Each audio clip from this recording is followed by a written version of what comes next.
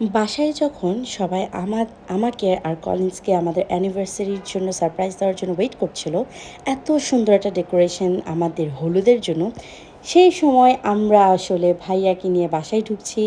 যেহেতু কেউ জানে না যে ভাইয়ার পা ভেঙে গেছে, তাই ওইটা তাদের জন্য একটা বড় একটা শকিং সারপ্রাইজ ছিল আসলে।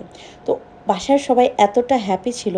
আসলে আমাদের হলুদটা কেউ যেহেতু পায়নি, তো সবাই অনেক বেশি এক্সাইটেড ছিল যে আমাদেরকে এরকম করে একটা সারপ্রাইজ দিবে। অ্যান্ড আমাদের আসলে অনেক সারপ্রাইজড হয়েছি, বাট বিষয়টা হচ্ছে সারপ্রাইজের পরেও অন্যভাবে জিনিসটা হয়ে গেছে। আমি যখন পরে ভিডিওটা দেখেছি, এত আফসোস করেছি, সবাই এত বেশি খুশি ছিল।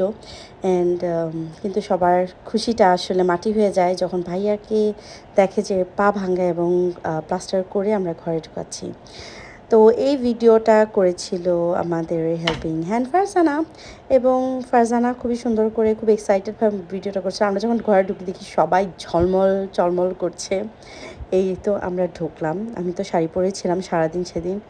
অ্যান্ড এই যে সবাই বলছিল দেখি তো ভাইয়ার কি হয়েছে, মানে আমার বৌদির এক্সপ্রেশনটা সাডেনলি এত ড্রপ করে, সে এত বেশি খুশি ছিল। এবং এখন হঠাৎ ভাইয়াকে দেখে অনেক মন খারাপ হয়ে যায়। কিন্তু তারপরে আমরা আসলে অনেকক্ষণ ব্রেক নেই, তখন তৎক্ষণাৎ আর কিছুই হয় নাই। আমরা সারপ্রাইজটা পেয়ে খুশি হয়েও কোনো রিয়্যাক্ট করতে পারছিলাম না। তো এই তো এখন আমাকে প্রিয়ানা সাজিয়ে দিচ্ছে। এটা মার শাড়ি, আর আমি আসলে ব্লাউজ নিয়ে এসেছিলাম।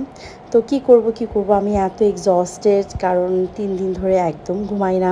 এর মধ্যে দেশে আসলেই না, এই টাইপের ওয়েদারে আসলে আমার অ্যালার্জি হতে থাকে, শরীর ফুলে যায়, কেমন জানি হয়ে যায় আসলে। তো আমি আবার একটা ওষুধ খেয়েছিলাম অ্যালার্জির, এবং তার জন্য আমার এত ডিজি লাগছিল। বাট তারপরেও আসলে ফ্যামিলির সাথে সময়টা খুবই মজাদার। আর আমি সবসময় এরকম কল্পনা করতাম যে আমার বোন আমাকে আমার হলুদে সাজিয়ে দিবে। তো ফাইনালি কোনো মেকআপ না, বাট স্টিল আমার বোন আমাকে অ্যাডর্ন করছে, আমার খুবই ভালো লাগছিল। আর হলুদের ব্লগটা আমি আবার নেক্সট ব্লগে আপনাদের সবার সাথে শেয়ার করবো। বলুন তো আমাকে কেমন লাগছে।